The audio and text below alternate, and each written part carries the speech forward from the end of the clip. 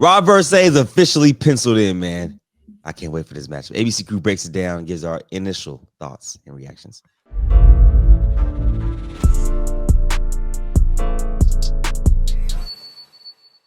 Fellas, we get another juggernaut matchup. Rob gets another top 5 guy. Yes. Good opportunity for him to solidify his space. Or solidify himself in the YouTube space. What are you guys' thoughts? I think this is a huge opportunity for Rob, being that he's coming off a win against Tay, and now he could double back, and now he could go against a top 5 guy and kind of, stamp himself and kind of get back into that top 3 conversation, of solidify himself within that top 3 conversation. So I think this is a big game for Rob, especially being in Zay's hometown or Zay's area. Yeah. That's basically a road game for Rob. If he can get that done, he's going to get a lot of respect from the people. Oh, it's 100% a road game. I think this is going to be Rob's toughest game in his YouTube career, one-on-one wise, just because they love Zay, rightfully so. They love Zay. They ride hard for him, and Zay's also really good. So it's going to be super, super tough to go in there and win. But if Rob gets hot, he can win. But would y'all have him as the underdog going into the matchup, or would you have Zay? Yeah. I'll say this, man. Gotta keep it 100. Love Rob, that's my guy. But if Rob going there trying to play clean defense and not physical, it's gonna get ugly. It can get ugly quick, man, because Zay is very physical offensively. So if you allow him to initiate all the contact, it can get ugly for Rob, especially in where some hometown cooking might be happening. You know what I'm saying? It could get wicked for Rob if he's not playing physical from the jump. Like, he has to match energy immediately. Completely agree. I completely agree. And also the backing and all the people that's going to be there for Zay, putting a battery in his back. And I'm gonna be honest with you, bro. Zay is a quiet player.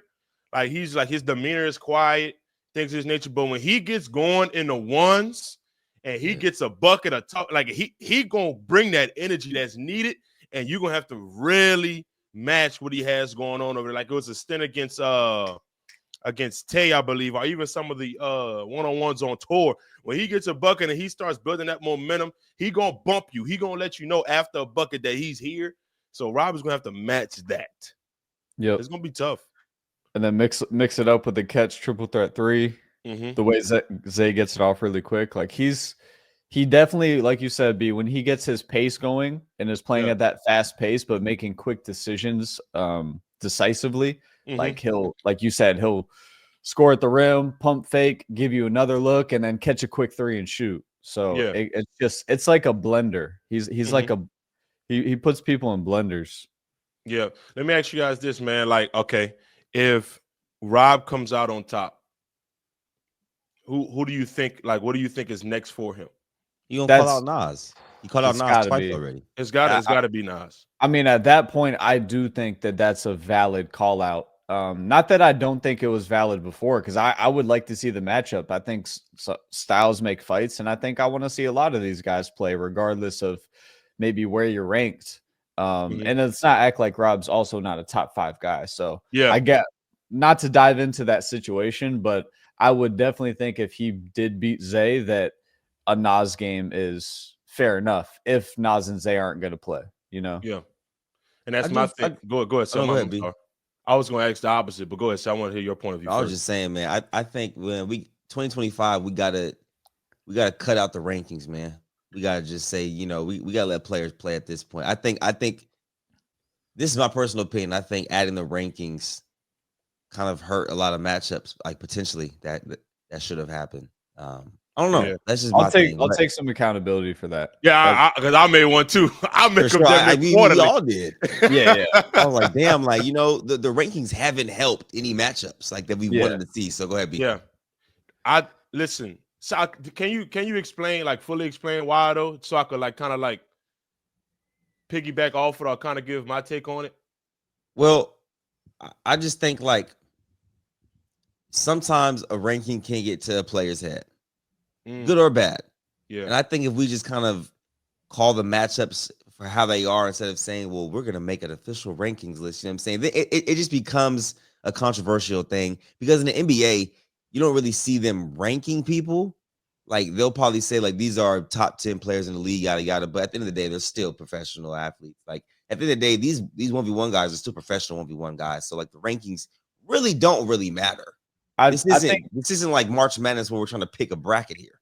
I think we do have to look at it a little bit differently from the NBA, though. Like, I look at more of boxing or UFC, where we're just getting to a point where we already have pay-per-view games. They're one-on-one games. So, like, a number 1, number 2 guy, if he doesn't want to play a guy that is ranked a lot lower, then I do understand the rankings in that sense. You know what I mean? Because it just adds credibility, you know, and but just the same way that even in UFC, some guys that aren't the two, the second, the number 2 in their weight class, it might be number 3 or 4 or 5. They still get a championship fight before the 2, 3, or 4 guy.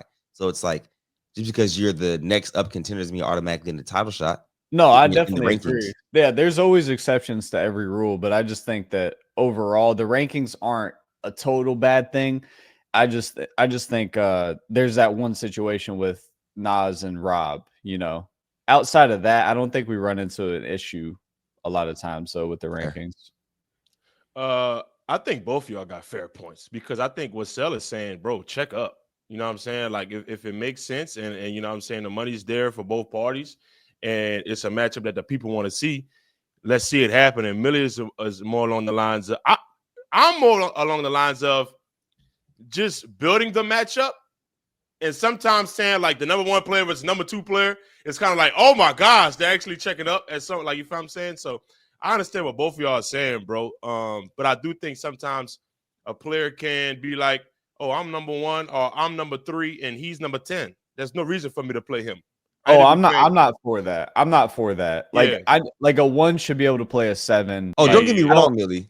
We're still gonna make ranking videos. Yeah, I was just saying. I think it's played a part into why some matchups haven't happened. It has, yeah. and maybe I'm a little bit wrong. Maybe it is kind of an issue. I don't know, but regardless, y'all mind if I say this real quick? Go ahead, say it. All right. So obviously there was like some things going on within the community regarding this matchup, and Davo came on my live and he said his piece, and then TNC said their piece about the situations that had occurred. To be honest with you, I don't think nobody on the ABC crew sees either party as wrong when you hear each side of the spectrum. So I'm not here to say, oh, Davo's wrong. And then when I see what Scotty says, I don't think Scotty is wrong either if you fully read it and comprehend. So I just want to make sure that y'all understand the ABC crew is totally unbiased in all these situations. When Davo came on my live, he said his piece. Me and Sel was there. We talked about it. Woo. So I'm saying that to say that is an ultimatum. It's telling somebody you won't be able to be on here, which is a great platform, great everything, if you do this, but you're legally binded to do this. I'm listening to you. Get your shit off, man. I'm listening to you. Rob should play the game. Rob, Davo, I've told you 1,000 times. You're 100% B. You said it from the beginning, but I think that isn't right, bro. I tell like this, like Sel, you might be new to this. Rob signed this in April out of respect for TNC and the pay-per-view. I told him I saw your story. I wouldn't bring this up until after the pay-per-view. Meaning, I don't want to I don't want no stench on, like, I'll let y'all do y'all thing. Respect. It could be 2 great things going on at once. I didn't bring this up this whole time. Then y'all, a synopsis was made based on what he was said, and then Scotty had his message and statement to his Discord about how what occurred with the situation on his end. Now it's up to the viewer to come to a conclusion based on how they feel about the situation. I'm telling you right now, based on what I've heard from Davo, based on what I've heard from Scotty, neither party is wrong to me. And that's how I feel about the situation. I think both of them have fair points, and that's just how I feel. Like I think majority of the, not even the blame, just majority of the responsibility of the communication does lie on Rob here. And I think Rob knows that. I think he went on IG Live and kind of talked about it a little bit, but like, I don't want to keep beating a dead horse on his side necessarily, but I do think he definitely could have handled it a little better from outside looking in standpoint. That's what I'm glad that this one-on-one is actually taking place, and it's 100% locked in. And we're moving on to the next thing. We got a whole bunch of things going on, but first and foremost, this one-on-one is completely locked in. It's going down. Both parties came to a conclusion about everything, and that's what I'm really happy about. That's what I'm really happy about, more than anything. Yeah, absolutely. Let us know in the comments what you guys think of the situation on the matchup. This is going to be an ongoing conversation until the matchup happens, because it's going to be a lot of speculation and a lot of assumption, or a lot of predictions. And I think that's what makes the space so special, because you can predict and just have open conversation like barbershop talk until it happens. And then you can talk about what happened. So I'm excited for that. Yeah, man. This is going to be a good matchup, man, for sure. Appreciate you guys tuning in.